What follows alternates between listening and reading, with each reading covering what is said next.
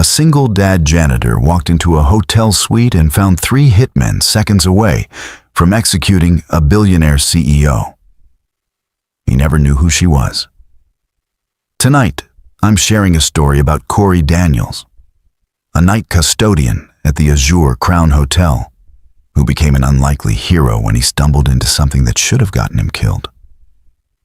What he didn't realize was that the woman trapped in that suite, fighting for her life, was one of the most powerful executives in the country, and that his split-second decision to intervene would shatter everything he thought he knew about his place in the world. This isn't just about saving someone's life.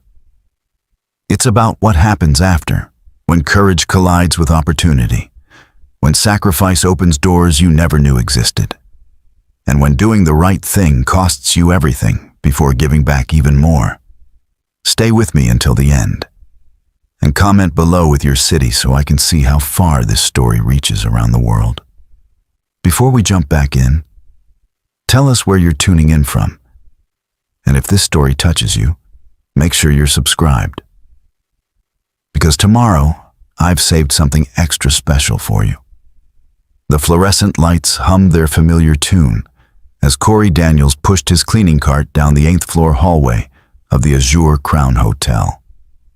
It was 11:47 p.m. on a Thursday in late September, and the building was settling into its nighttime rhythm. Guests were tucked away in their rooms, the lobby bar was winding down, and Corey had 4 more floors to clean before his shift ended at 3 a.m.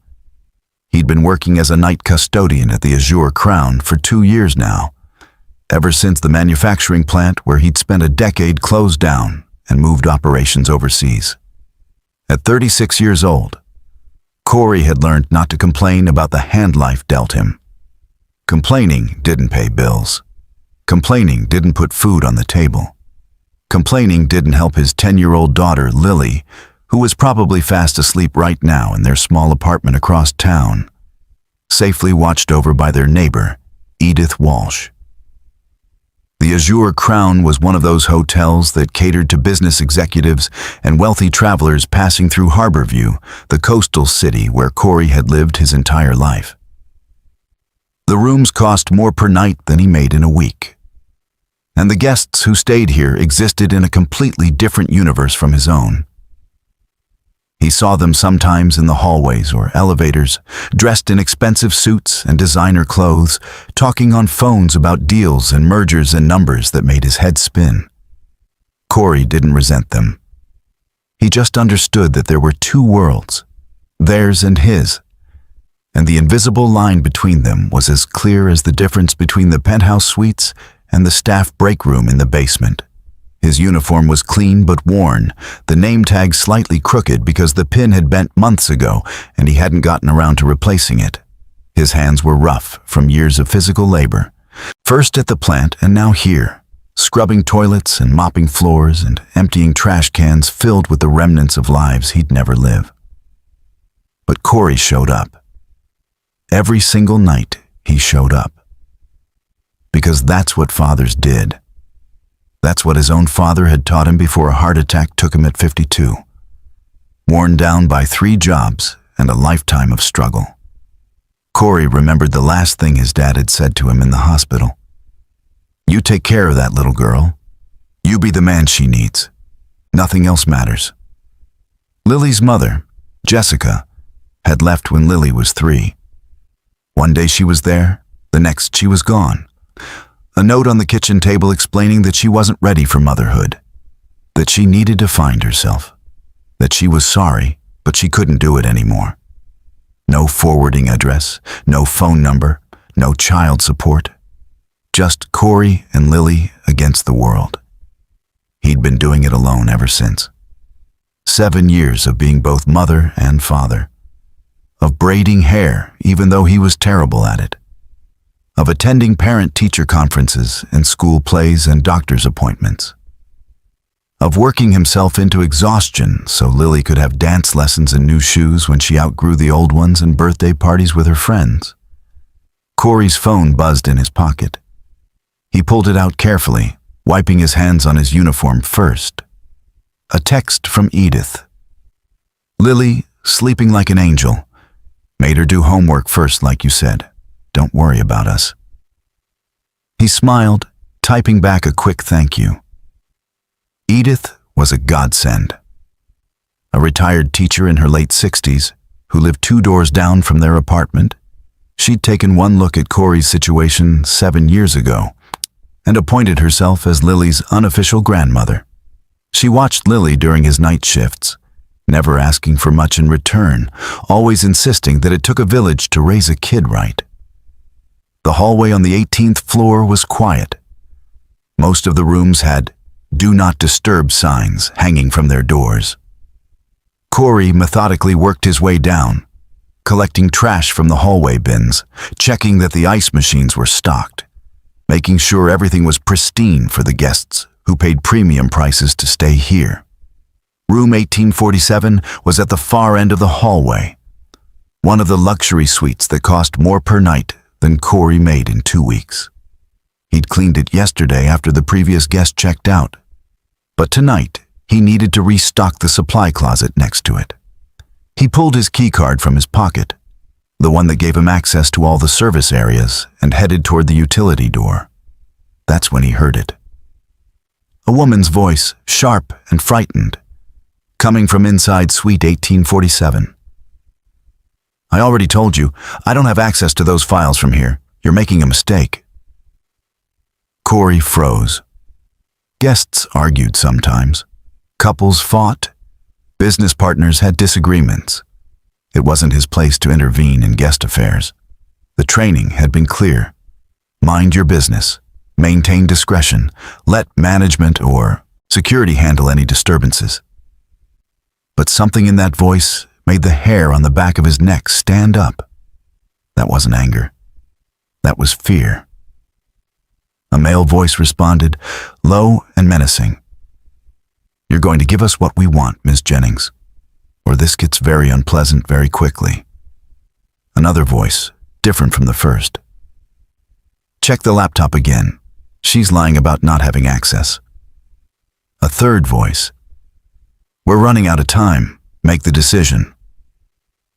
3 men, 1 woman, and the word that kept echoing in Corey's mind. Unpleasant. He should walk away. He should call security from the staff phone downstairs.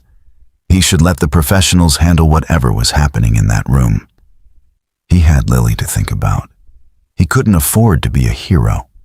He couldn't risk getting hurt or losing his job or doing anything that might jeopardize his ability to take care of his daughter. But his father's voice echoed in his memory. "You be the man she needs." And Corey thought about Lily, about what kind of man she was learning from. Would she be proud of a father who walked away when someone needed help? Would she grow up believing that you only did the right thing when it was convenient? His hand was shaking as he pulled out his phone and quickly texted Edith. "If you don't hear from me in 30 minutes, call the police. Azure Crown Hotel, 18th floor, room 1847. Then he took a deep breath, his heart hammering against his ribs, and used his master key card to unlock the suite door. The door opened silently, and what Corey saw in those first 3 seconds would change his life forever. A woman in a business suit, her face pale with terror, backed against the window. 3 men in dark clothes, their attention focused entirely on her, and on the desk between them, a laptop screen glowing with what looked like financial documents. One of the men had a gun. Corey Daniels, night custodian and single father, stood in the doorway of a luxury hotel suite and realized he'd just stepped into something that was way beyond mopping floors and emptying trash cans. The question was, what was he going to do about it? To understand why Corey Daniels was standing in that doorway at 11:52 p.m., risking everything for a stranger, you need to understand the 7 years that had brought him there. When Jessica left, Corey had been working quality control at Brennan Manufacturing, making decent money with benefits and a pension plan that promised security. He'd been planning their future, talking about maybe buying a house in a few years, letting Lily have a backyard where she could play. Normal dreams, achievable dreams. Then Jessica disappeared, and suddenly Corey was a single father with a 3-year-old who cried for her mama every night. The daycare costs alone nearly broke him. He'd work his 8-hour shift at the plant, rush to pick up Lily before the late fees kicked in, then spend his evenings trying to figure out how to be both parents at once. He learned to cook more than just bachelor food. He learned that little girls needed their hair brushed gently and that bedtime stories were non-negotiable, and that sometimes the most important thing you could do was just sit on the floor and play with dolls, even when you were exhausted beyond measure. The other guys at the plant had been supportive at first. They'd covered for him when he needed to leave early for doctor's appointments or when Lily got sick and the daycare wouldn't take her. But after a while, the sympathy wore thin. Production quotas didn't care about single parenthood. Deadlines didn't bend for family emergencies. Corey had pushed himself harder. Volunteer for overtime. Come in on weekends when Edith could watch Lily. Prove that he could do the job just as well as the guys who didn't have a little girl depending on them. And he'd managed. Barely. Living paycheck to paycheck, saving nothing but keeping their heads above water. Preparing and narrating this story took us a lot of time, so if you are enjoying it, subscribe to our channel. It means a lot to us. Now back to the story. Then came the announcement. Brennan Manufacturing was closing the Harborview facility, moving operations to another country where labor was cheaper and regulations were looser. Everyone would be laid off in 6 months. There would be a modest severance package. They were sorry for the inconvenience. Inconvenience. As if losing your livelihood was the same as a delayed flight or a missed appointment. Corey had spent those 6 months looking for new work while watching his coworkers slowly give up hope. Some of them found jobs in other cities and moved their families away. Others took whatever work they could get, even if it meant massive pay cuts. A few just stopped showing up, defeated by a system that had discarded them the moment they stopped being profitable. The job market in Harborview wasn't great for a 34-year-old with only a high school diploma and 10 years of experience in a dying industry. Corey applied everywhere. Warehouses, construction companies, retail stores, restaurants. Most places never called back. The ones that did offered minimum wage and no benefits. He'd burned through his savings in 3 months. The severance package lasted another 2. Then came the terrifying moment when he'd had to choose between paying rent or buying groceries, between keeping the lights on or taking Lily to the dentist she desperately needed to see. That's when Edith had intervened. She'd knocked on his door one evening, taken one look at his face, and said, "How bad is it?" Corey had tried to maintain his pride, insisting they were fine. But Edith had raised 3 kids of her own and knew desperation when she saw it. She'd made him sit down and go through his finances with her, applying her decades of experience as a teacher who'd stretched every dollar to make ends meet. "You need steady work," she'd said. "Something with set hours that pays enough to cover basics. Pride doesn't feed little girls, Corey. You take what you can get and you keep looking for better." The Azure Crown had been hiring for their overnight custodial staff. The pay was low, but it was consistent. The hours were brutal, 11 p.m. to 3 a.m. 5 nights a week. But Lily would be sleeping through most of his shift.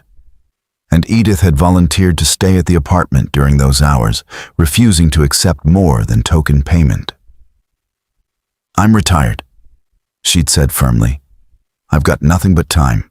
Let me help." So Corey had swallowed his pride and taken the job. He'd traded his decent manufacturing salary for $11 an hour, scrubbing toilets in a luxury hotel. He traded his daytime hours with Lily for 4 precious hours after school before he had to sleep so he could work again. The math was brutal. After rent, utilities, food, and Lily's basic needs, there was nothing left. No savings. No cushion.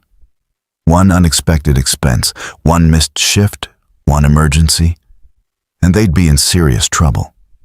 Corey had started taking on side jobs during the day, mowing lawns, helping neighbors with repairs, anything that paid cash and could be done while Lily was at school.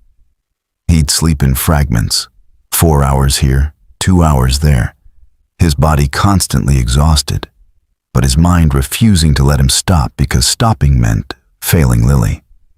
The other custodians at the Azure Crown were good people. Most of them were in similar situations, working multiple jobs, struggling to make ends meet in a city where the cost of living kept rising while wages stayed flat. They looked out for each other, covering shifts when someone got sick, sharing tips about which rooms to clean first and which guests to avoid. His supervisor, a woman named Regina Stone, was fair but no nonsense.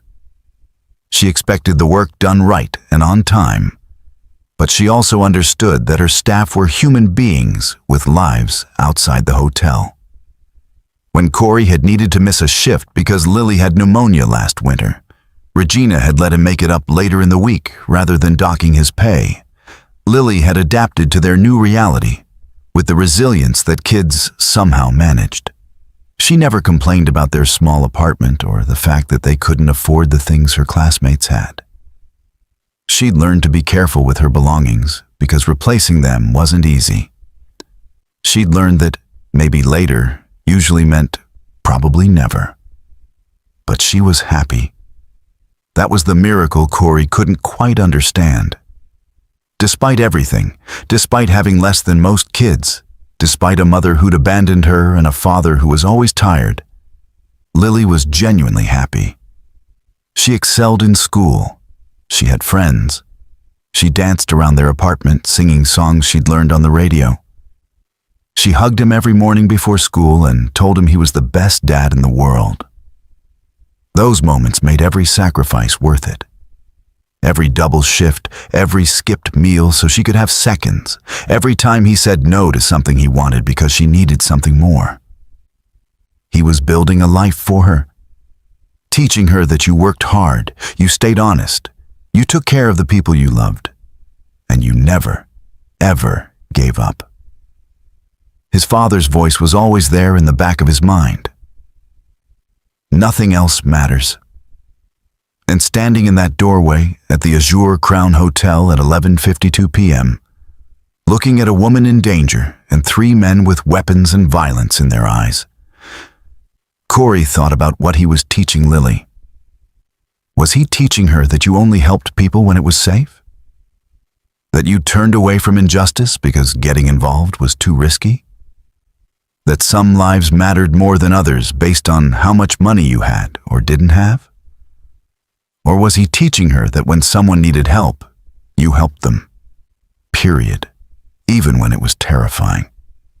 Even when it could cost you everything. His hand tightened on the door handle. Nothing else matters. The 3 men turned toward the door simultaneously, and Corey felt his stomach drop as he registered what he was seeing. Professional. That was the word that came to mind. These weren't random criminals or opportunistic thieves. Everything about them screamed trained, organized, dangerous. The closest one was tall and broad-shouldered, with dark hair and cold eyes that assessed Corey in a fraction of a second. His hand moved toward his waistband where Corey could see the outline of a weapon beneath his jacket. The second man stood near the laptop on the desk, lean and wiry with sharp features. He'd been typing something but stopped mid-keystroke, his expression shifting from concentration to calculation. The third man, positioned nearest to the woman, held a gun loosely in his right hand, not pointed at anyone yet, but ready. Available, a promise of violence held in check by nothing more than temporary restraint. And the woman.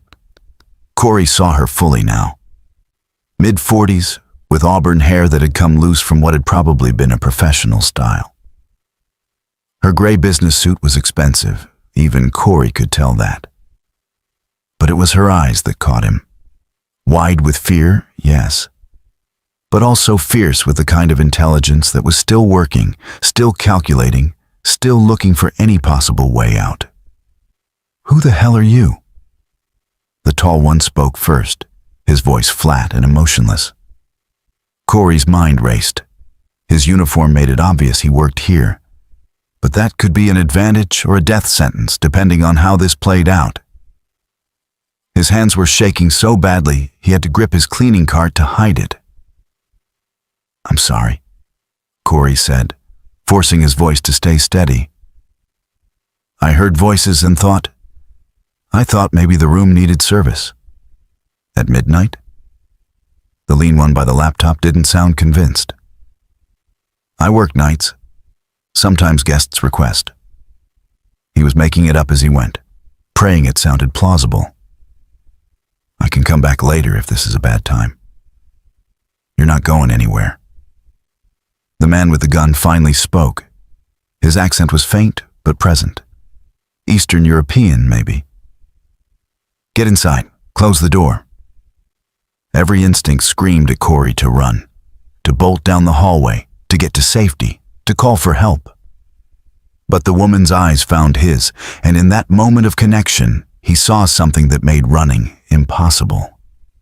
She was silently begging him not to leave her alone with these men. Corey stepped inside and let the door close behind him with a soft click that sounded like a prison cell locking. The suite was one of the larger ones, with a sitting area separate from the bedroom. Floor-to-ceiling windows overlooked the harbor, the city lights reflecting off dark water 18 stories below. Under different circumstances, it would have been beautiful. Right now, it felt like a cage.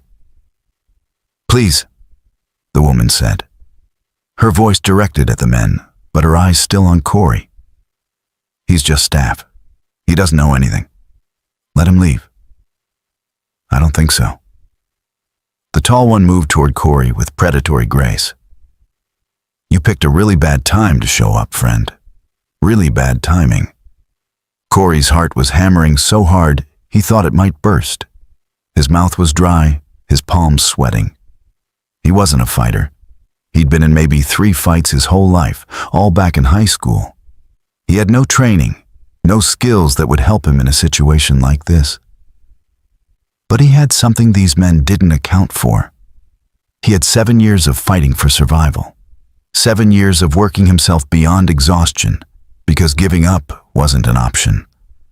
7 years of being responsible for a little girl who depended on him for everything. And somewhere in that crucible of single parenthood and relentless struggle, Corey had learned something important. When you've already lost everything once and built it back from nothing, when you've stared at an empty bank account and figured out how to feed your daughter anyway, when you've been knocked down so many times that getting back up is just automatic, fear becomes different. Doesn't go away, but it doesn't paralyze you either. "What's happening here?" Corey asked, surprised by the steadiness in his own voice. "What do you want from her?" "That's not your concern." The lean one closed the laptop. "We'll deal with you after we finish our business with Ms. Jennings." Ms. Jennings. At least Corey had a name now. Not that it helped much. The man with the gun gestured toward the woman. "Last chance. The access codes to the offshore accounts, give them to us now or we start making this very unpleasant." "I told you, I don't have them memorized," the woman, Ms. Jennings, said. Her voice was shaking but defiant. "They're encrypted.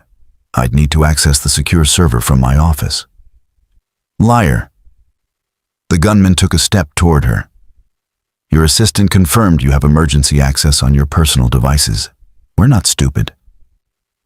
Corey's mind was processing fragments of information, Offshore accounts, access codes, emergency access. This wasn't a random robbery.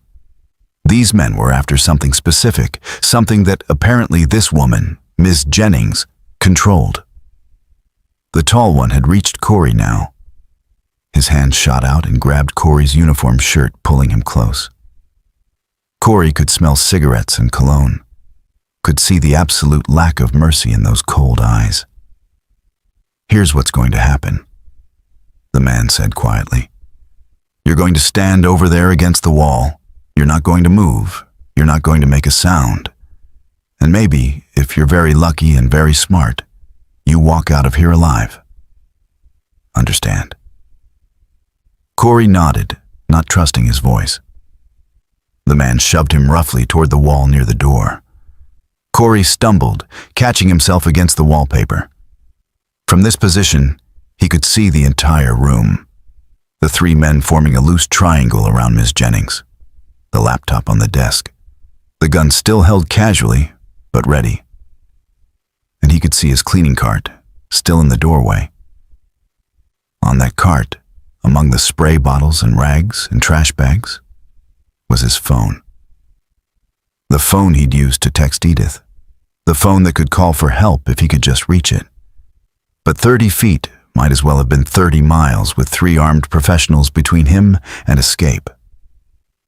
The gunman was advancing on Ms. Jennings again. "I'm going to count to 5. If you don't start giving us what we want, I'm going to shoot your new friend in the leg. Then we'll see how cooperative you become when someone else is bleeding because of your stubbornness." "No." Ms. Jennings held up her hands. "Please don't hurt him. He has nothing to do with this." "Then give us the codes." "I can't. I physically cannot access them from here. You need to believe me." The gunman turned toward Corey, raising his weapon. And Corey Daniels, night custodian and single father, looked at that gun barrel and thought about Lily waking up tomorrow morning to learn that her daddy wasn't coming home. Thought about Edith having to explain that sometimes bad things happen to good people. Thought about his daughter growing up with the same hole in her heart that he'd carried since his own father died too young. The gunman's finger moved toward the trigger, and Corey moved. He didn't think. Thinking would have paralyzed him with fear. Instead, he lunged forward, grabbing the metal trash can from his cleaning cart and swinging it with every ounce of strength in his body. The can connected with the gunman's arm just as the weapon discharged. The sound was deafening in the enclosed space, the bullet punching into the wall inches from where Corey had been standing. The room exploded into chaos. The trash can clattered to the floor. The gunman staggered backward, his weapon spinning away across the carpet. Corey didn't stop moving. Adrenaline had taken over, that primal survival instinct that transforms ordinary people into forces of nature when everything is on the line. The tall man was already moving toward him, fast and trained. Corey grabbed the nearest thing he could reach, a heavy glass lamp from the side table, and swung it like a club. The tall man dodged, but the distraction gave Ms. Jennings the opening she needed. She grabbed the laptop from the desk and hurled it at the lean man by the window, hitting him square in the chest. "Run!" Corey shouted at her. "Get out!" But the suite door was blocked by his cleaning cart, and the tall man was between them and escape. Ms. Jennings backed toward the bedroom instead, and Corey found himself fighting to give her time. The tall man came at him with brutal efficiency, landing a punch to Corey's ribs that drove the air from his lungs. Pain exploded through his chest, but Corey swung wildly with the lamp base, connecting with the man's shoulder. The gunman had recovered his weapon and was raising it again. Corey saw it happening in slow motion, saw his death approaching, and did the only thing he could think of. He dove behind the heavy leather couch, pulling it over as the gun fired again. The bullet punched through expensive upholstery, missing him by inches. Ms. Jennings screamed from the bedroom. The lean man had gone after her. Corey could hear struggling, furniture crashing. He had seconds to act before the gunman got a clear shot. The fire alarm. Corey's eyes landed on the red pull station on the wall near the door. If he could reach it, if he could trigger the alarm, the entire hotel would evacuate. Security would respond. The police would come. These men would have to abort whatever they'd planned. He scrambled from behind the couch, keeping low. The tall man grabbed for him, catching his uniform shirt and tearing it. Corey twisted free, his hand reaching for the alarm. The gunman was shouting something, moving, to intercept him. 5 feet, 3 feet. Corey's hand closed around the alarm handle and yanked down hard. The response was immediate and deafening. Sirens wailed throughout the building. Strobe lights began flashing in the hallway. And somewhere far below, Corey knew the automatic alert was being sent to the fire department and hotel security. "We're blown," the lean man shouted from the bedroom. "We need to move now." The gunman turned his weapon toward Corey one more time, and Corey saw the calculation in his eyes. Kill the witness or escape while they still could. For a heartbeat, it could have gone either way. Then Miss Jennings emerged from the bedroom, holding a heavy marble bookend, blood running from a cut above her eye. She threw it with surprising accuracy, hitting the gunman in the back. He stumbled forward, and the moment was broken. "Let's go." The tall man was already at the door, shoving Corey's cleaning cart aside. The 3 men fled into the hallway as doors began opening, and confused guests emerged. Corey heard their footsteps pounding toward the stairwell. Then, they were gone. Miss Jennings collapsed against the bedroom doorframe, shaking violently. Corey rushed to her side, his hands hovering uncertainly. His training said, "Don't touch the guests." But that seemed absurd, given what had just happened. "Are you okay?" His voice was hoarse. "Are you hurt?" She looked at him with eyes that were struggling to focus. "You saved my life. You actually saved my life. We need to get out of here. The fire alarm." "There's no fire," she said, a hint of something like laughter in her voice despite everything. "You pulled it to save us." Hotel security burst through the door first. 3 men in uniforms with radios crackling. They took in the scene, the overturned furniture, the bullet holes in the walls, Miss Jennings's bleeding face. Corey standing there in his torn custodian uniform. "What happened here?" the lead security officer demanded. The next 2 hours were a blur of questions and chaos. The police arrived within minutes, followed by fire trucks responding to the alarm. The entire 18th floor was evacuated and sealed off. Guests in bathrobes and pajamas crowded the lobby, complaining about the disruption. Hotel management appeared, faces pale with the kind of panic that comes from lawsuits and bad publicity. Corey found himself separated from Miss Jennings, taken to a conference room where 2 detectives interviewed him repeatedly. Detective Sarah Blake and her partner, Detective James Thornton, asked him to recount the events over and over, looking for inconsistencies, trying to understand exactly what had happened. "You just walked into an armed situation?" Blake's eyebrows were raised with skepticism. "No training, no backup, just walked in?" "I heard someone in trouble," Corey said for the 3rd time. I don't know what I thought. It happened fast." "You could have been killed," Thornton said. But his voice held respect rather than criticism. "Those men were professionals, armed, dangerous. You're lucky to be alive." Corey was beginning to understand that. Now that the adrenaline was wearing off, he was shaking uncontrollably. His ribs ached where he'd been punched. His hands were scraped and bleeding from the struggle. And the reality of how close he'd come to dying was settling over him like a suffocating blanket. "I need to call someone." he said suddenly. My daughter, she's with my neighbor. I told her to call the police if she didn't hear from me. She's probably terrified. They let him use his phone. Edith answered on the first ring, her voice tight with worry. Corey, thank God. I called the police like you said, but they told me officers were already at the hotel. What's happening? Are you all right? I'm okay, Edith. I'm safe. I'm sorry I scared you. Scared me?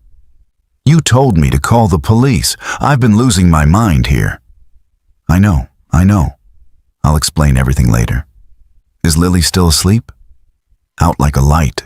She has no idea anything happened. Corey, what did you do? Something stupid, he said quietly. Or maybe the only thing I could do. I'm not sure which yet. After he hung up, Detective Blake returned with a tablet in her hands. Mr. Daniels, do you know who you saved tonight? She said her name was Jennings. That's all I know. Blake turned the tablet around. On the screen was a professional photograph of Miss Jennings. But this version looked polished and powerful, nothing like the terrified woman in the hotel suite. The caption beneath read, Clara Jennings, CEO of Jennings Global Industries. Corey stared at the screen. I don't understand. Clara Jennings is one of the wealthiest people in the country, Thornton explained. Her company is worth billions. She owns manufacturing plants, shipping companies, real estate developments, major stuff. And someone just tried to kill her, Blake added. Or kidnap her, or force her to transfer money. We're still piecing together the motive. But Mr. Daniels, you didn't just save any random person. You saved someone very important. Corey felt dizzy. Important. The word rattled around in his head. He'd been trying to save a person, just a human being in danger. The fact that she was rich, powerful, important, none of that had entered his mind. I just did what anyone would do, he said automatically. No, Blake said firmly. You did what almost no one would do. You're a hero, Mr. Daniels. The word felt wrong. Heroes were soldiers or firefighters or police officers. Heroes had training and preparation. Heroes knew what they were doing. Corey was just a janitor who'd gotten lucky and hadn't died. By 3 a.m., they finally let him leave. His shift had ended hours ago. He should go home, try to sleep, pretend this night had never happened. But as he walked through the lobby, still in his torn uniform, he saw the news crews gathering outside. Someone had tipped off the media. Cameras and reporters crowded the entrance, their lights harsh against the early morning darkness. Hotel management intercepted him before he could reach the door. Regina Stone, his supervisor, grabbed his arm with a grip that was both concerned and complicated. Corey, don't talk to the press. Don't say anything. The hotel's legal team is handling all statements. I just want to go home. I know, but this is a situation. There are protocols. The hotel's reputation. Is he being fired? The voice came from behind them, sharp and authoritative. Clara Jennings stood there, now cleaned up and bandaged, but wearing the same torn business suit. She looked exhausted, but fierce. Because if you're even considering terminating the man who saved my life, I will personally ensure that every media outlet in this city knows exactly how the Azure Crown Hotel treats heroes. Regina's face went pale. Ms. Jennings, I wasn't. I would never. Good. Then Mr. Daniels will be given paid leave while he recovers from this trauma. Full pay, full benefits. And when he's ready to return, if he chooses to return, he'll be treated with the respect he deserves. Clara turned to Corey, and he saw something in her eyes that made his breath catch. Gratitude, yes, but also a kind of recognition, as if she saw him in a way most people never had. We need to talk, she said quietly. Not now, not here, but soon. when the chaos dies down. There are things I need to say to you, things I need to do. Before Corey could respond, her security team, which had apparently arrived while he was being interviewed, surrounded her and escorted her toward a private exit. She glanced back once, and Corey nodded, not trusting himself to speak. He finally made it out through a side entrance, avoiding most of the press. But his phone was already buzzing with notifications. Text messages from co-workers who'd seen the news, missed calls from numbers he didn't recognize, and one text from a blocked number that made his blood run cold. "You made a mistake tonight." Corey didn't sleep. He sat in his small apartment as dawn broke over Harborview, watching the local news on his ancient television and trying to process how his life had transformed in a single night. The story was everywhere. Custodian stops armed attack at luxury hotel. Working class hero saves billionaire CEO. Single father risks life to protect stranger. They'd found out about Lily somehow. That detail was in every story, painting him as even more heroic because he'd endangered himself despite having a daughter to care for. Corey felt sick watching it. He hadn't been thinking about being heroic. He'd just reacted. Lily woke up at 7 a.m. as usual, padding into the living room in her pajamas with her hair sticking up in every direction. "Dad? Why are you still awake? Did you work all night?" Corey turned off the television quickly. "Yeah, honey, just a long shift. How did you sleep?" "Good. Miss Edith made me hot chocolate before bed." Lily climbed onto the couch beside him. "Are you okay? You look sad. How did you explain something like this to a 10-year-old? How did you tell your daughter that you'd nearly died last night, that men with guns had been seconds away from shooting you, that the world was more dangerous than she understood?" "I'm just tired," he said, pulling her close. "But I'm always better when I see you." Edith arrived at 8 a.m., letting herself in with the spare key. She took one look at Corey's face and sent Lily to her room to get dressed for school. "Tell me everything," Edith said, settling into the chair across from him. "And don't you dare leave anything out." So he told her. All of it. The voices he'd heard, the decision to enter the suite, the 3 armed men, the fight, the gun going off, Clara Jennings, the aftermath. Edith listened without interrupting, her face growing more shocked with each detail. "You could have died," she said finally, her voice shaking. "Corey, you could have been killed, and Lily would have been left alone." "I know." The guilt was crushing. "I know. I keep thinking about that. What if I had died? What if those men had shot me and Lily lost me the way I lost my dad? I was selfish. I was reckless." "You were brave," Edith corrected firmly. "There's a difference. Selfishness is doing something for yourself without thinking of consequences. You did something for someone else, knowing the consequences. That's courage, Corey. Terrifying, wonderful courage. But Lily needs to grow up knowing her father is a man of integrity, a man who helps people in trouble. Yes, you risked yourself, but you taught her something invaluable. You showed her what it means to be truly good." Before Corey could respond, his phone rang. An unknown number, but he answered anyway.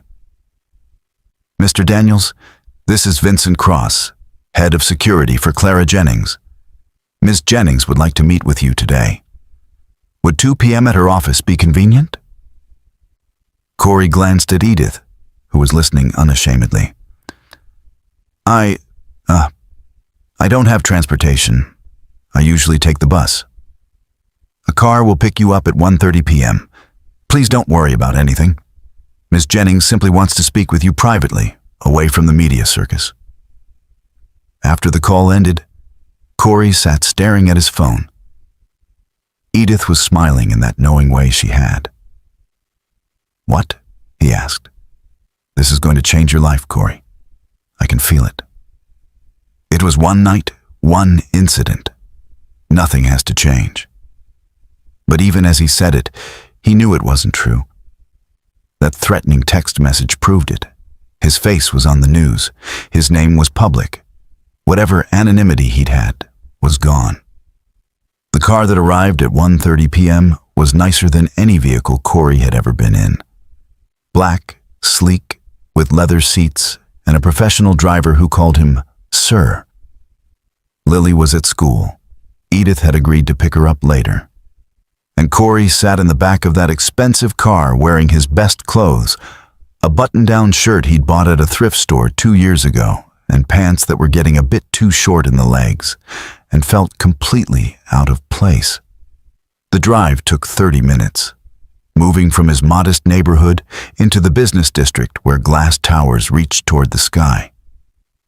Jennings Global Industries occupied 15 floors of one of the tallest buildings. The lobby alone was more impressive than anywhere Corey had ever worked, all marble and modern art and security guards in suits. Vincent Cross met him at the private elevators. He was a man in his 50s, ex-military by the look of him, with sharp eyes that assessed everything. Mr. Daniels, thank you for coming. Miss Jennings is eager to speak with you. They rode the elevator to the top floor in silence. Corey tried not to stare at his reflection in the polished walls, at how shabby he looked in this space. His work-roughened hands, his cheap clothes, his face that showed every one of his 36 years, and then some. Clara Jennings' office was stunning. Floor-to-ceiling windows overlooked the entire city. Expensive furniture that probably cost more than everything Corey owned combined. Artwork on the walls that looked museum quality. And Clara herself, standing by the window in a tailored navy suit, looking nothing like the terrified woman from last night. Mr. Daniels? She turned as he entered, and her face softened. Thank you for coming. Please sit. She gestured to a sitting area with leather chairs. Corey sat carefully, afraid he might somehow damage something. How are you feeling? Clara asked, settling into the chair across from him. Any injuries from last night? Just some bruises, nothing serious. I have 14 stitches in my forehead, where one of them hit me, she said quietly, brushing back her hair to show the bandage. I have bruised ribs, and I'm alive only because you walked into that room when every instinct must have been screaming at you to run the other way. You don't owe me anything, Corey said quickly. I'm just glad you're okay. I owe you everything. Clara's voice was intense. Those men weren't there to rob me, Mr. Daniels. They were there to force me to transfer control of my company's offshore assets. Billions of dollars. And if I hadn't complied, they were going to kill me. The police confirmed it this morning. They found communications that made their intentions clear. Corey felt the weight of that. He hadn't just interrupted a crime, he'd stopped a murder. Who sent them? He heard himself ask. We're still investigating. I have enemies, Mr. Daniels. Competitors who'd like to see me fail. Former business partners who feel cheated. The police have several leads. She stood and walked to her desk, returning with a folder. I've been thinking all day about how to properly thank you. Money seems crass, though I certainly plan to ensure you're compensated. But I think I have something better to offer. Corey's stomach tightened with apprehension. Ms. Jennings, really, I don't need... I'm launching a new initiative, she interrupted gently. A workforce development foundation. Training programs for people who've been displaced by economic changes. Help with job placement, education, child care assistance. Everything that could have helped you when Brennan Manufacturing closed. She handed him the folder. I need someone to direct it. Someone who understands what it's actually like to struggle, who knows what working people need because they've lived it. Someone with integrity, courage, and compassion. Corey opened the folder and saw a job offer. Director of Operations. Salary $120,000 per year. Full benefits. Retirement plan. His vision blurred. I'm not qualified. You're exactly qualified, Clara said firmly. You've survived 7 years as a single parent in a system designed to keep people like you struggling. You've worked multiple jobs, stretched every dollar, never given up. That's the expertise this foundation needs. But I don't have a degree. I don't have business experience. I clean toilets for a living. You saved my life without thinking about what it would cost you. That shows judgment and character that can't be taught. She leaned forward. Mr. Daniels, Corey, I almost died last night, and it made me realize that I've been running this company for 15 years, accumulating more wealth than I could spend in 10 lifetimes. But what does it mean? What am I actually doing with all this power and money? Her eyes were bright with emotion. You reminded me what real courage looks like, what real goodness is. And I want to build something that honors that. Something that helps people like you, people who work themselves to exhaustion just to survive. But I can't do it without someone who actually understands that world. Corey looked down at the offer, at numbers that seemed impossible. This was more than he'd made in his best year at the manufacturing plant. This was security. This was Lily being able to have the things her friends had. This was not having to worry about choosing between rent and groceries. But it was also terrifying. What if I fail? He whispered. What if I'm not smart enough or capable enough? What if I let you down? Clara smiled, and it was warm and understanding. Then you'll learn and try again. That's what you've been doing your whole life, isn't it? Failing and getting back up? She was right. Corey had failed at plenty. Failed to keep his marriage together. Failed to hold on to his manufacturing job. Failed to provide the comfortable life he'd wanted for Lily. But he'd never stopped trying. Can I think about it? He asked. It's overwhelming.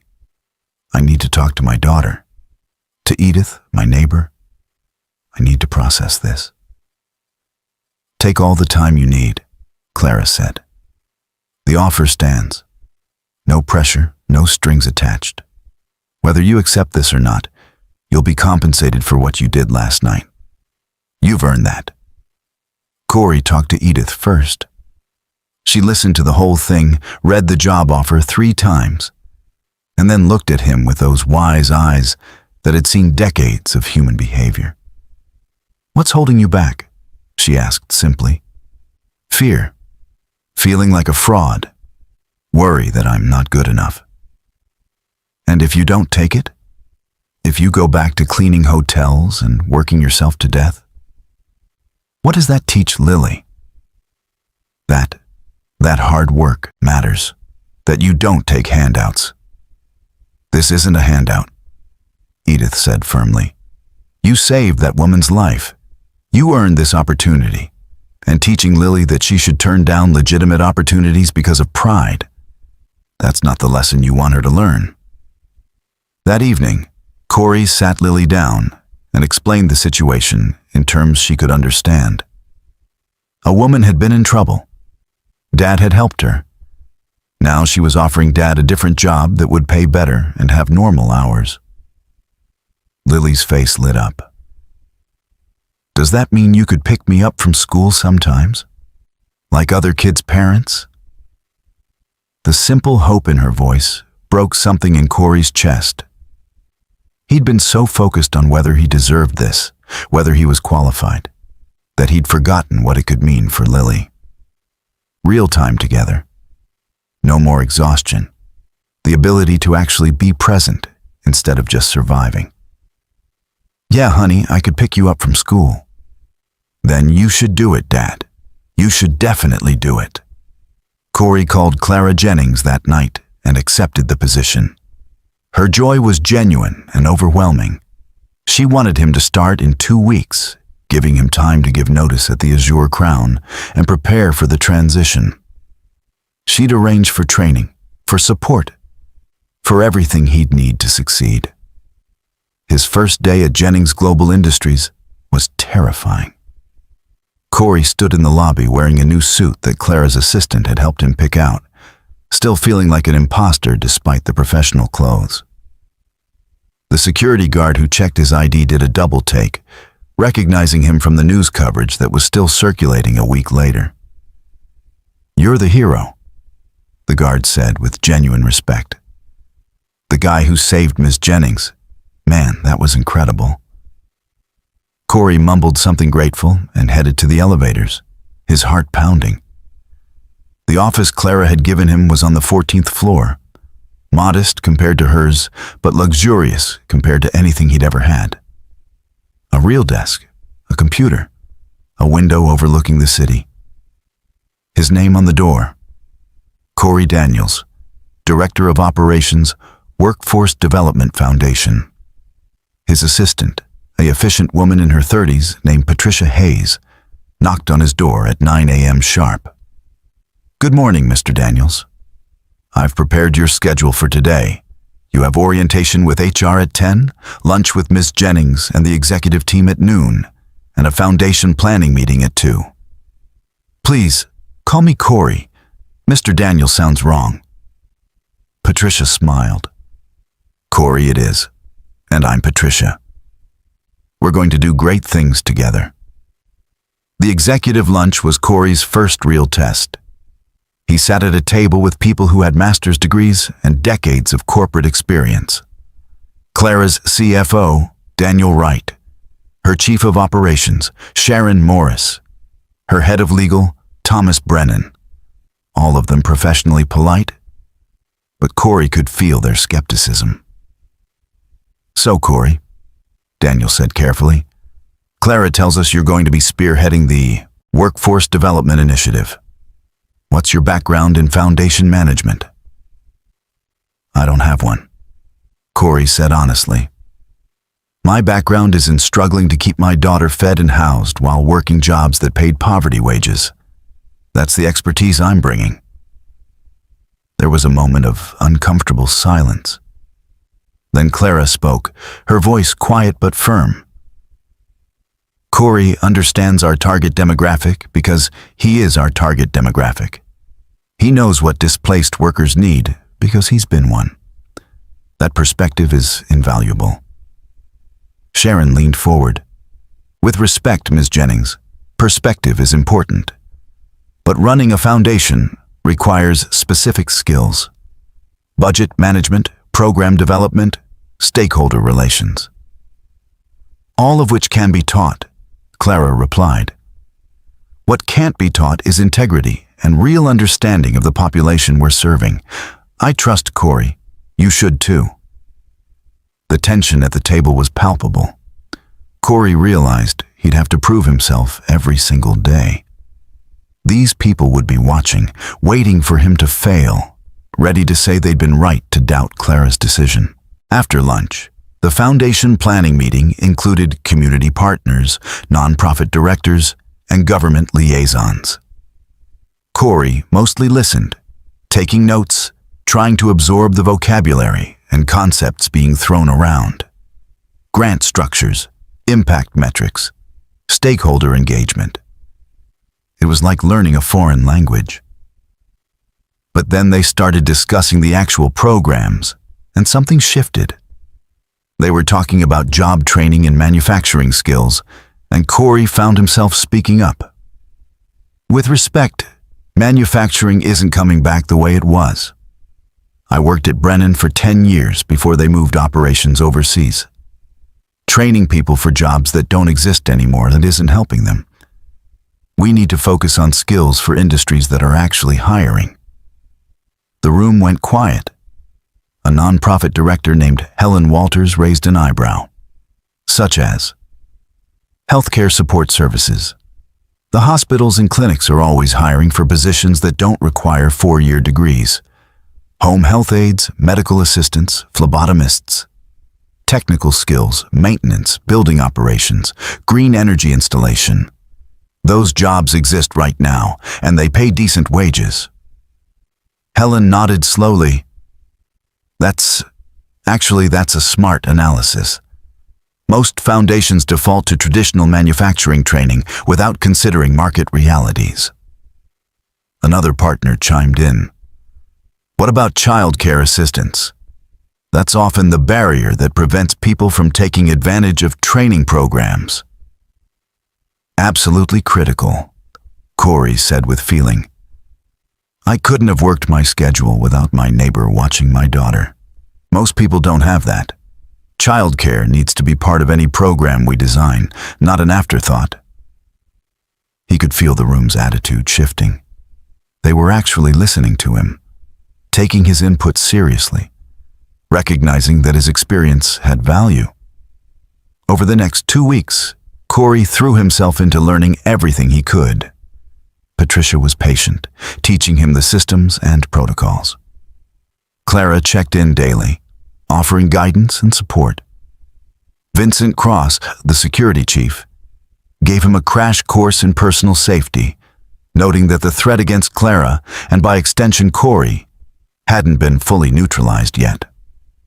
The police had identified the 3 men from that night. Professional contractors with ties to organized crime. But they hadn't found out who'd hired them. The investigation was ongoing, and both Corey and Clara had security details now, though Corey's was much more discreet. He picked Lily up from school on his 3rd day, arriving in the modest sedan that came with his position. Her face when she saw him waiting at pickup was worth everything. She ran to him and wrapped her arms around his waist, squealing with delight. You're really here. You picked me up. I told you I would, honey. On the drive home, Lily chattered about her day, and Corey realized he was actually present for it. Not exhausted, not distracted by worry about bills. Just there, listening, engaged. This was what having a real job felt like. This was what having a future felt like. That evening, he got a call from his old supervisor at the Azure Crown. Regina Stone's voice was warm. Corey, I just wanted to check in, see how you're adjusting. It's overwhelming, he admitted. But good overwhelming, I think. You earned this. Don't let anyone tell you otherwise. She paused. And Corey? You made everyone here proud. The whole custodial staff is talking about how one of us made it out. You're giving people hope. After the call, Corey stood at his apartment window, looking out at the city. This same view he'd seen for years, but everything felt different now. The threatening text hadn't repeated. The danger felt distant, manageable with Vincent's security measures in place. He was building something, not just for himself, but for people like him. People who'd been knocked down and were fighting to get back up. People who deserved a chance. And for the first time in 7 years, Corey Daniels allowed himself to believe he might actually deserve a chance too. 3 weeks into his new position, Corey was beginning to feel like maybe, just maybe, he could actually do this job. The foundation was taking shape. They'd secured partnerships with 5 training facilities across Harborview. Applications from displaced workers were pouring in. And Corey had successfully presented the program framework to the board of directors without completely embarrassing himself. Then everything fell apart. It started with another text message. Corey was in his office reviewing applications when his phone buzzed. Unknown number. The message was simple and chilling. You took something from us. Now we take something from you. His blood turned to ice. Before he could process it, his phone rang. Lily's school. His hands were shaking so badly he could barely answer. "Mr. Daniels? This is Principal Anderson at Westbrook Elementary. There's been an incident." Corey's world stopped. "Is Lily okay? What happened?" "She's fine. She's safe. But a man tried to approach her during recess. One of our teachers intervened and he fled. The police are here now. We need you to come immediately." Corey was out of his office before the call ended, running for the elevators. Patricia called after him, but he couldn't stop, couldn't think about anything except getting to Lily. Vincent Cross appeared from somewhere, matching his pace. "I heard. My car is downstairs. Let's go." The drive to Westbrook Elementary took 12 minutes that felt like 12 hours. Police cars filled the parking lot, officers interviewing staff and students. Corey burst through the front doors and found Lily sitting in the principal's office, a blanket around her shoulders, tears streaming down her face. "Daddy." She launched herself at him, and Corey caught her, holding her so tightly he was afraid he might hurt her. "I'm here, baby. I'm here. You're safe." Detective Blake was there, the same detective from the hotel incident. Her face was grim. "Mr. Daniels, we need to talk." Lily wouldn't let go of him, so they talked in the principal's office with his daughter clinging to his side. A man had approached the fence during recess, calling Lily by name. A teacher, alert and protective, had immediately moved between them and called for help. The man had run when he realized he'd been spotted. "He knew her name," Blake said quietly. "This wasn't random. Mr. Daniels, we believe this is connected to the hotel incident. Whoever hired those men, they're escalating." "They're going after my daughter?" Corey's voice was hollow with horror. "She's 10 years old. She's just a kid. She has nothing to do with any of this. They're trying to intimidate you, to punish you for interfering." Blake leaned forward. "We're going to put protection on your daughter and your home. But Mr. Daniels, you need to consider that staying in Harborview might not be safe right now." Clara arrived 20 minutes later, Vincent having called her. She took one look at Lily's tear-stained face and Corey's devastated expression and made a decision on the spot. "You're both coming to my estate. Today. Right now. I have security, space, everything you need. This isn't a request. I can't uproot Lily's entire life because I made a choice. They threatened your daughter, Corey." Clara's voice was steel-wrapped in compassion. "This isn't about pride or independence. This is about keeping her safe until the police find these people." Edith agreed immediately when Corey called her. "Go. Take Lily somewhere safe. I'll pack bags for both of you and meet you wherever you need me." By nightfall, Corey and Lily were at Clara's estate outside the city, a sprawling property with gates and security cameras and guards who actually knew what they were doing. Clara had a guest house prepared, complete with a bedroom for Lily that looked like something from a fairy tale. But Lily was terrified. She clung to Corey, flinching at every sound, crying herself to sleep. And Corey sat beside her bed, watching her finally rest, and felt rage like he'd never experienced before. These people, whoever they were, had put his daughter in danger, had stolen her sense of safety, had made her afraid in her own life. The next morning, Clara found him on the guest house porch, staring at nothing. She sat beside him in silence for a long moment before speaking. "I'm sorry. This is my fault. My enemies, my world, and you're caught in the crossfire." "It's not your fault," Corey said, his voice flat. "I made the choice to walk into that room. But Clara, I can't do this. I can't put Lily at risk. I need to walk away from the foundation, from all of it. Maybe then they'll leave us alone. Or maybe they'll see you as a loose end that needs to be eliminated. Clara's tone was gentle but firm. Corey, backing down won't make you safe. These people don't forgive and forget. They finish what they start. Then what do I do? How do I protect her? We protect her together. Vincent's team, the police, everyone working to find who's behind this. And we don't let them win by making you give up everything you've built. Over the next week, Corey tried to maintain some normalcy. He worked from Clara's estate, video conferencing with Patricia and the foundation team. A tutor came daily to work with Lily so she wouldn't fall behind in school. Edith visited every afternoon, bringing comfort and stability. But Lily was different now. Quieter, more scared. The spark that had always defined her had dimmed. One evening, Corey found her crying in her bedroom.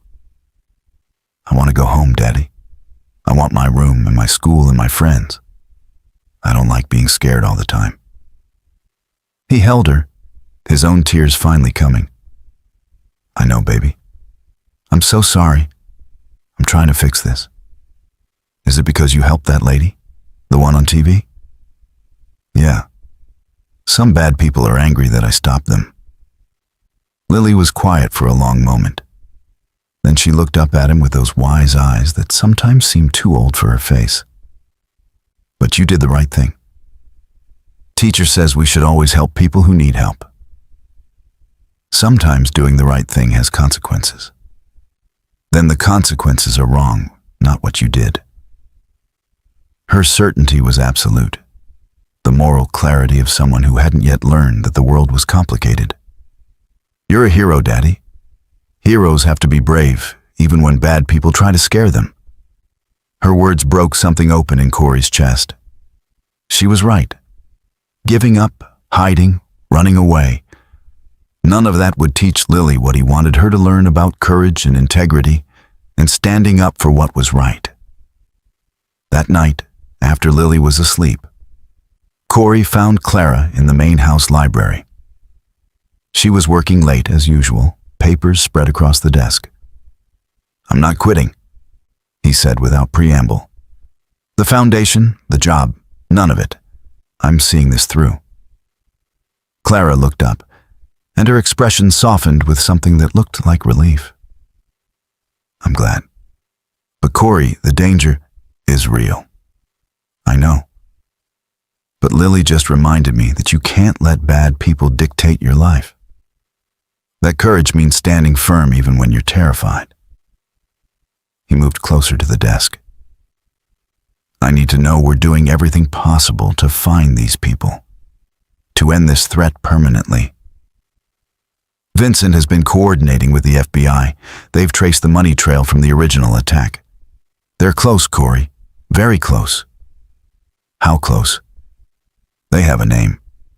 Gregory Hamilton, a business rival who lost a major contract to my company 2 years ago. He's been trying to take me down ever since, and when that failed, he decided to eliminate me entirely. And now? Now they're building a case, gathering evidence. They need another week, maybe 2, before they can move. Corey absorbed this. 2 weeks of living in fear. 2 weeks of Lily being scared. But then it would be over. They could go home. They could reclaim their lives. There's something else, Clara said quietly. Something I need to tell you. These past few weeks, having you and Lily here, I've realized something. She stood, moving around the desk to stand in front of him. I've been alone for a long time, Corey. By choice. I convinced myself that relationships were distractions, that letting people close was a weakness. But you and Lily, you've reminded me what it feels like to actually care about someone beyond business relationships. Corey's heart was suddenly pounding. Clara, I'm not asking for anything, she said quickly. I know this is complicated. I'm your employer. You're dealing with a crisis. The timing is terrible. But I needed you to know that when this is over, when you're safe, I'd like the chance to see if what I'm feeling might be something you feel too. Corey looked at this woman who'd given him everything. A job, security, protection, who'd opened her home to him and Lily without hesitation, who looked at him like he mattered, like he was more than just a custodian who got lucky. I feel it too, he admitted. Have for a while now. But you're right, the timing is terrible. And I need to focus on keeping Lily safe. I understand. But when this is over, Corey agreed. We'll figure out what this is. Clara smiled, and it transformed her face from beautiful to radiant. Then her phone buzzed. She glanced at it, and her expression changed completely. That was Vincent. The FBI is moving tonight. They're arresting Gregory Hamilton and his associates within the hour. The arrest happened at 11 p.m. Corey and Clara sat in her study, watching news coverage on her laptop as federal agents raided Gregory Hamilton's office building downtown. The man himself was taken into custody at his home in the suburbs, along with 3 associates who'd helped plan and finance the attack on Clara. Detective Blake called with an update at midnight. We got him, Mr. Daniels. Hamilton, his finance director who arranged payment to the hired men, and the intermediary who made the actual contact. The 3 men from the hotel are also in custody, being charged with attempted murder and conspiracy. What about the threat to my daughter? Hamilton claims he didn't order that, but we found communications between his associates and a local group for hire. They're being rounded up now. By morning, everyone involved in this will be behind bars. Corey felt his knees go weak with relief. So it's over? We're safe? You're safe, Mr. Daniels. You can go home. He hung up and turned to Clara, who had tears streaming down her face. Without thinking, he pulled her into his arms, and they held each other as the weight of weeks of fear finally lifted. It's over, he whispered. It's really over. Because of you. Clara pulled back just enough to look at him. If you hadn't walked into that room, Hamilton would have succeeded. I'd be dead or bankrupt, and he'd have gotten away with it. But I did walk in, and you're safe. And now he's the one who lost everything. They told Lily the next morning over breakfast. Her reaction was pure 10-year-old joy, bouncing in her chair and asking if she could go back to school and see her friends and sleep in her own room. Soon, honey, Corey promised. Let's give it a few days to make sure everything is really settled, then we'll go home. But over those next few days, something unexpected happened. Lily didn't want to leave the estate. She'd grown attached to the space, to the security, to the tutors and staff who treated her like she was important. And Clara had grown attached to having them there. Stay, Clara said one evening after Lily had gone to bed. Not forever if you don't want to. But the guest house is yours for as long as you need it. Lily can go back to her school, you can come to the office normally, but you'd have this space, this safety. Clara, we can't live in your guest house indefinitely. That's not fair to you. What if I want you here? Her voice was soft but steady. What if these past weeks have shown me that this house is too big and too empty when it's just me? What if I've gotten used to hearing Lily's laughter and your voice and having people I care about close by? Corey studied her face, seeing vulnerability there that he'd never seen before. Clara Jennings, billionaire CEO, was lonely. Despite all her wealth and power, she'd been living in isolation until circumstance forced connection. Let me talk to Lily, he said finally. This should be her decision too. Lily's response was immediate and enthusiastic. We get to stay? Really? With the big kitchen and the pretty garden and Miss Clara? If you want to. But honey, our apartment is our home. We can always go back there. But this could be home too, right? We could have two homes. Eventually, they worked out a compromise. They'd keep their apartment, their anchor to the life they'd built together. But they'd spend several nights a week at the estate, giving Lily stability while allowing Corey and Clara to explore whatever was developing between them. The Foundation's official launch happened 3 weeks after Hamilton's arrest. It was a major event, held at the Harborview Convention Center with city officials, community leaders, and media coverage. The mayor gave a speech. Clara spoke about the importance of investing in displaced workers. And then it was Corey's turn. He stood at the podium, looking out at hundreds of faces, and felt that familiar surge of imposter syndrome. But then he saw Lily in the front row, sitting between Clara and Edith, all three of them looking at him with such pride and love that his fear dissolved. 3 months ago, I was a custodian working for $11 an hour. He began. I was a single father struggling to keep my daughter fed and housed, working myself into exhaustion just to survive. I was invisible. Just another person the world looked past without really seeing. He paused, letting that sink in.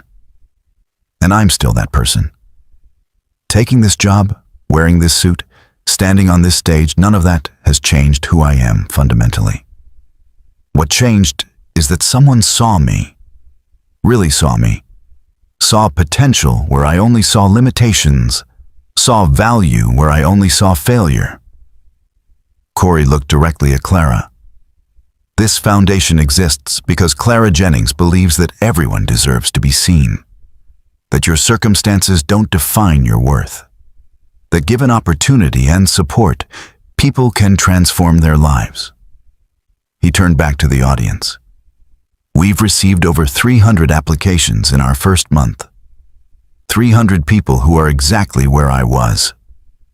Working multiple jobs, raising families alone, trying desperately to build something better, but hitting walls at every turn. And we're going to help every single one of them. The applause was thunderous. But what mattered most to Corey was Lily's face, shining with pride. That evening, there was a private celebration at Clara's estate. Just close colleagues and friends, toasting the foundation's success. Corey found himself on the terrace with Clara as the sun set over the grounds. "You were incredible today," she said. "That speech, the passion, the authenticity. You're a natural leader, Corey." "I'm a custodian who got very lucky." "No." Clara turned to face him fully. "You're a man of courage and integrity who earned every opportunity that came your way. When are you going to accept that?" "Maybe when you accept that you're not just a CEO who saved herself by hiring me. You're someone who saw potential in a stranger and changed his entire life." They stood close, the space between them charged with weeks of growing feeling. Clara reached up and touched his face gently. "Is the timing better now? Is this allowed?" "I think so," Corey said, his voice rough with emotion. "If you're sure you want this, want me. I come with complications, a daughter who needs attention, an ex-wife who might reappear someday, a past full of struggle and barely making it. And I come with billion-dollar business pressures, enemies who'll try again someday, and a lifestyle that's completely foreign to everything you've known." Clara smiled. "Seems like we're even." Corey laughed, and then he was kissing her, finally allowing himself to feel everything he'd been holding back. She kissed him back with equal intensity, her hands in his hair, and for those few moments, nothing existed except the two of them and the impossible connection they'd built from crisis and courage. When they finally pulled apart, both breathless, Clara rested her forehead against his. "So we're doing this? Really doing this?" I think we are, Corey said. Slowly, carefully, with Lily's well-being as the priority. But, yeah, we're doing this. From inside, they could hear Lily's laughter mixing with Edith's, the sounds of people who'd become family through circumstance and choice. And Corey realized that everything he'd thought he wanted, security and stability and a simple life, had been too small. What he actually needed was this: connection, purpose, love that was complicated and messy and real. He'd walked into a hotel room to save a stranger's life, and somehow, in the process, he'd saved his own. 6 months after the Foundation's launch, Corey stood in the ballroom of the Azure Crown Hotel, the same building where everything had started, and marveled at how much had changed. The Foundation was celebrating its first major milestone: 100 people successfully placed in sustainable careers through their training programs. The event was Clara's idea, but she'd insisted Corey be the face of it. "This is your vision," she'd said. "Your understanding of what people need. I just provided the funding." Lily sat at a table near the front, wearing a new dress that Clara had bought for the occasion despite Corey's protests about spoiling her. Edith was beside her, dabbing at her eyes with a tissue, overcome with emotion at seeing how far they'd all come. And scattered throughout the room were the graduates themselves, people whose lives had been transformed by second chances. The mayor was there, along with city council members and business leaders. Patricia had organized everything with her usual efficiency, turning what could have been a simple ceremony into a major celebration.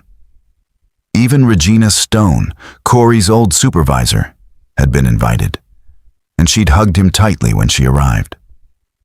"Look at you," she'd whispered. "From mopping floors to changing lives. I always knew you had something special, Corey."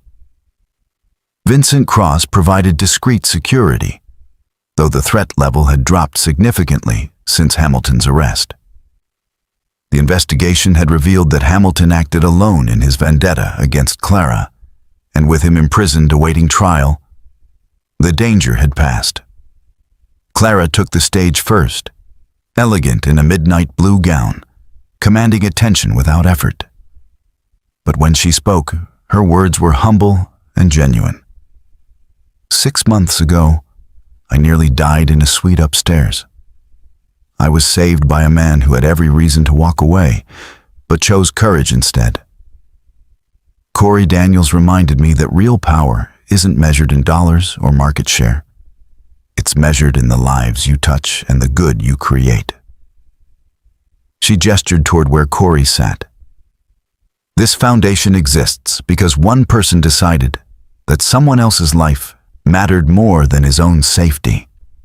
And now, because of his vision and leadership, 100 people have new careers, new hope, new futures.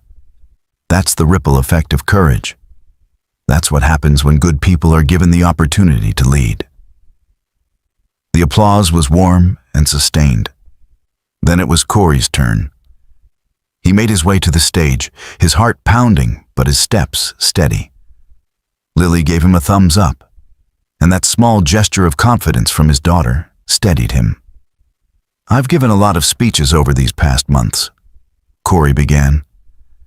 "And I always talk about being a custodian, about struggling, about the night I walked into that room upstairs. But tonight, I want to talk about the people who are here because they took a chance on themselves." He pulled out a folded piece of paper. Anthony White was a construction worker for 15 years before his company downsized. He's now a certified HVAC technician with a job that pays more than he's ever made. Zoe Lewis was a retail manager who couldn't find work after her store closed. She completed our medical assistant program and now works at Harborview General Hospital. Sean Douglas lost his manufacturing job and spent 2 years working minimum wage. He's now an electrician with his own small business. Corey looked up from the paper, scanning the room. Every person here tonight has a story, a struggle, a moment when they could have given up but chose to keep fighting. This foundation didn't save them. They saved themselves. We just opened a door they were already trying to break down. He paused, emotions threatening to overwhelm him. 6 months ago, I was where many of you were. Desperate, exhausted, wondering if things would ever get better. And then someone saw potential in me that I didn't see in myself. Someone gave me a chance I didn't think I deserved. His eyes found Clara in the audience, and she smiled at him with such warmth that his breath caught.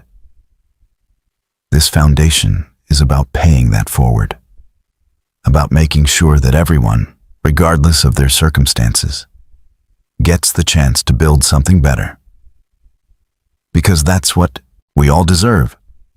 Not charity, not pity, just opportunity and the recognition that our struggles don't define our worth. The standing ovation lasted several minutes. People came forward to share their stories, to thank Corey and Clara, to celebrate their transformations. One woman, Ella White, approached Corey with tears in her eyes. I was 3 months from being evicted when I got accepted into your program. I had 2 young ones and no idea how I'd feed them. Now I have a stable job as a phlebotomist and we're safe. You saved our lives. You saved your own life, Corey said gently. You did the work. You didn't give up. But you gave me the chance to do that work. That matters.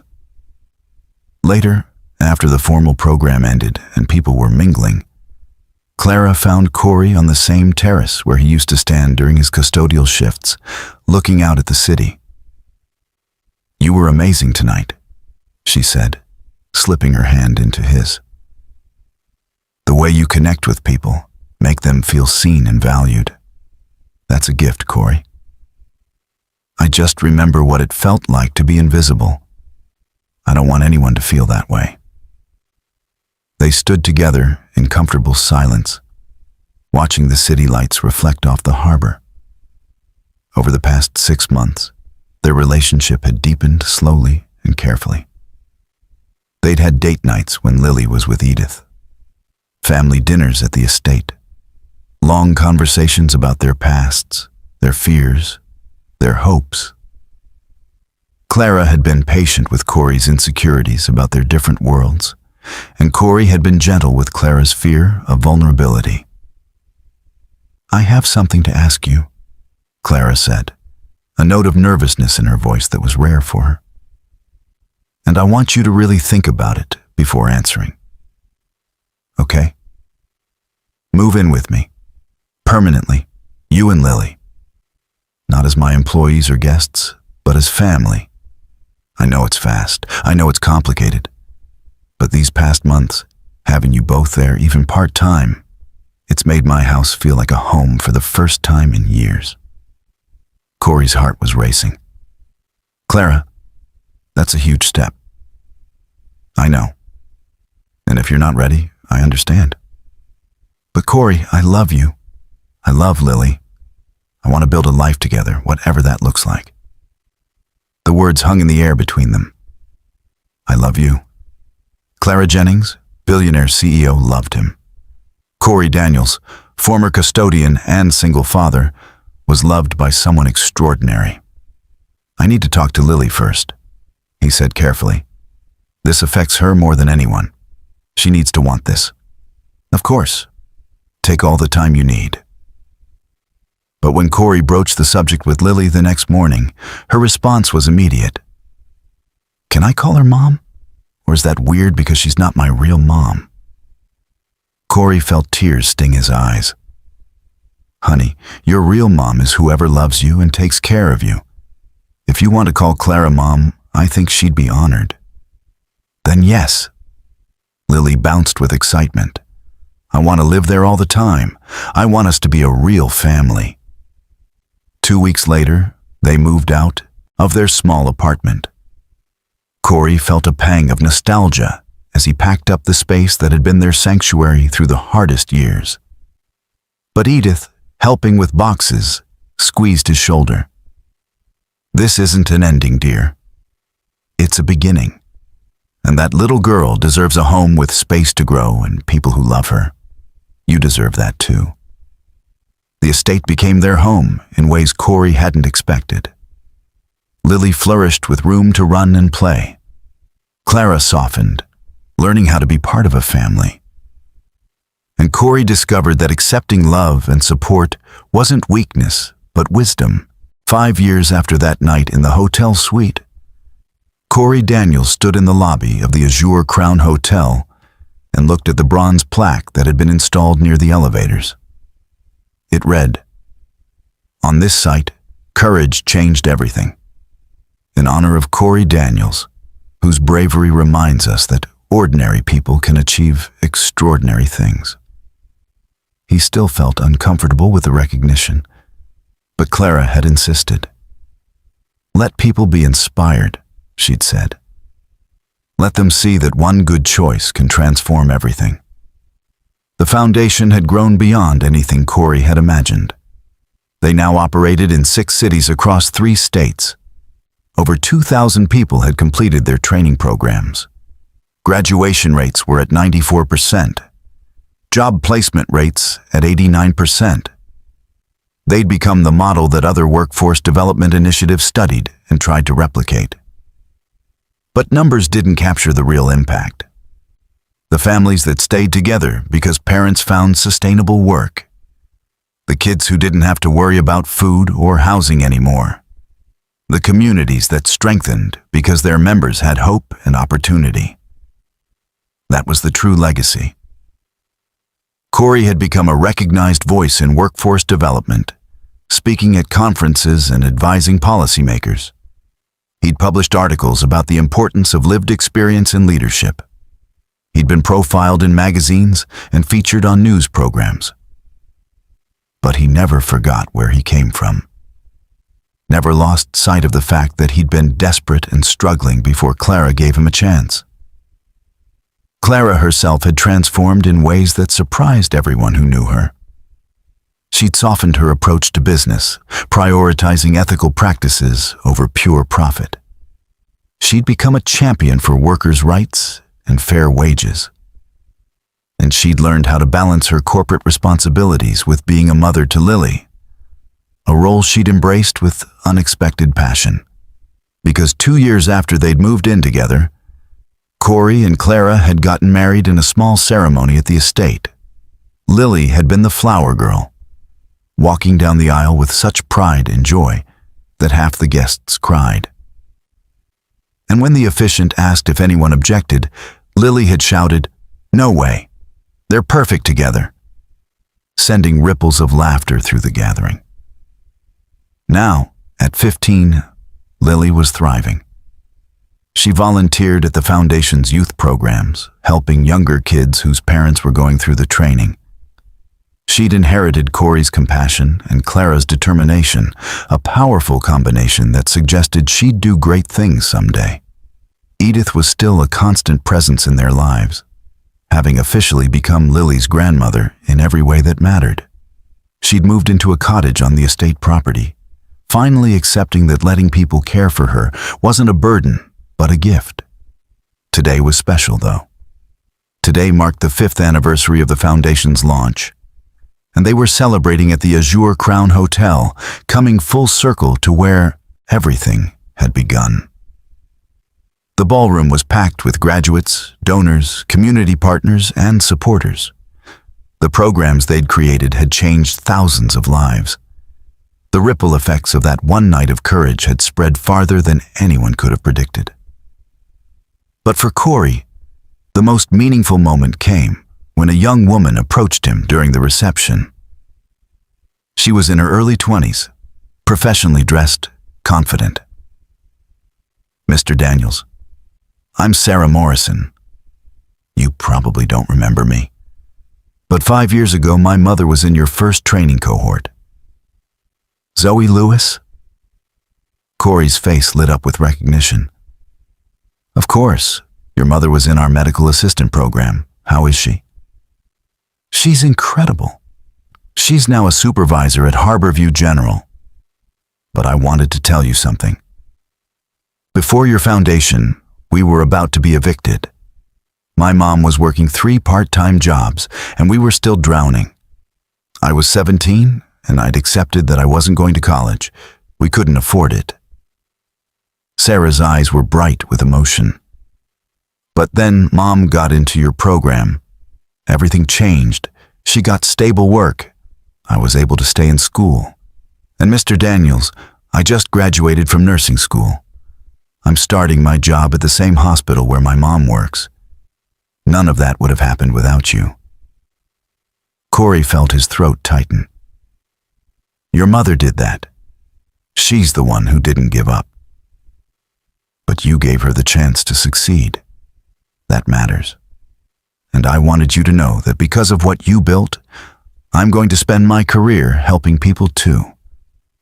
You created a legacy that's going to keep spreading. After Sarah walked away, Clara appeared at Corey's side. You okay?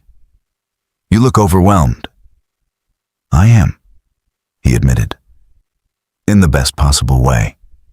That young woman, her mother was in our first cohort. And now she's a nurse because we gave her mom a chance 5 years ago. Do you understand what that means? Clara smiled, taking his hand. It means courage creates ripples. One good choice leads to another, and suddenly you've changed the world. They walked together to the terrace, the same spot where Corey used to stand during his custodial shifts. The view hadn't changed, but everything else had. Do you ever regret it? Clara asked quietly. Walking into that room? Everything that came after, the danger, the threats, the complete upheaval of your life. Corey thought about Lily, confident and loved, about the foundation and the lives they'd changed, about Clara, his wife, his partner, his best friend, about the fact that he woke up every morning with purpose instead of desperation. Not for a second, he said. I'd do it again exactly the same way. Even knowing what it would cost you? Especially knowing what it would give me. He turned to face her fully. Clara, 5 years ago I was surviving, just barely making it through each day. Now I'm actually living. I'm making a difference. I have a family. I have a future. And it all started because I chose to help someone in trouble. Clara's eyes were shining with tears. You saved my life that night. And you saved mine, Corey replied, just in a different way. They returned to the ballroom for Corey's speech, the culminating moment of the evening. He stood at the podium and looked out at faces that had become familiar over 5 years of this work. People who'd been transformed. People who'd done the transforming. People who believed that everyone deserved a chance. 5 years ago, Corey began, I was a night custodian mopping floors in this hotel. I was invisible, struggling, working myself into exhaustion just to keep my daughter fed. And then I heard someone in trouble, and I made a choice. He paused, letting his gaze sweep the room. That one choice led to this moment, this foundation. These lives changed. But here's what I want everyone to understand. I'm not special. I'm not uniquely brave or exceptionally good. I'm just someone who did what I hope any of us would do when confronted with another person suffering. Corey's voice grew stronger, more passionate. Everyone in this room has the power to change someone's life. It doesn't require wealth or status or special training. It just requires the willingness to see people who are struggling and extend a hand. To recognize that we're all connected, that helping others ultimately helps ourselves. He looked directly at Clara, at Lily, at Edith. His family, his purpose, his reason for everything. I walked into a hotel room 5 years ago to save a stranger. What I didn't know was that I was really saving myself. That courage would give me back my life. That one moment would create ripples that are still spreading today. Corey's final words rang out clear and certain.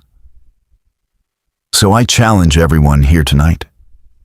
Look for your moment. That instance when someone needs help and you have the power to provide it. Don't walk away. Don't convince yourself it's not your problem. Step up, be brave, because you never know. That one choice might transform not just their life, but yours as well. The applause was thunderous, but what mattered most to Corey was Lily rushing up to hug him, Clara's proud smile, Edith's tears of joy. He'd started as a custodian trying to survive. He'd become a hero by accident. And he'd ended up a man who understood that real success wasn't measured in salary or status, but in lives touched and good created. That night, after the celebration ended and they returned to the estate, Corey stood at his bedroom window, looking out at grounds that had become home. Lily was asleep down the hall, safe and loved. Clara was beside him, his partner in every sense.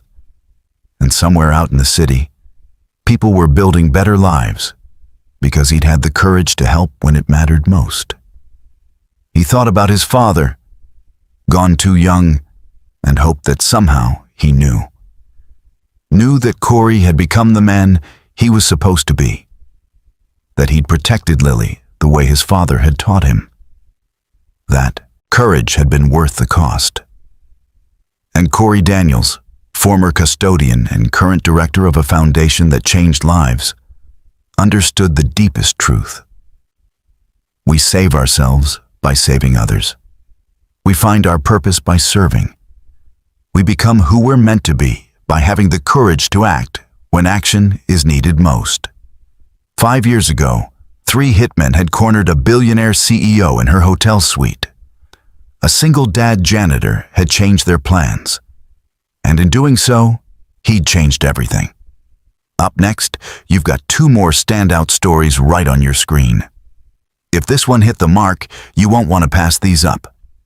Just click and check them out. And don't forget to subscribe and turn on the notification bell so you don't miss any upload from us.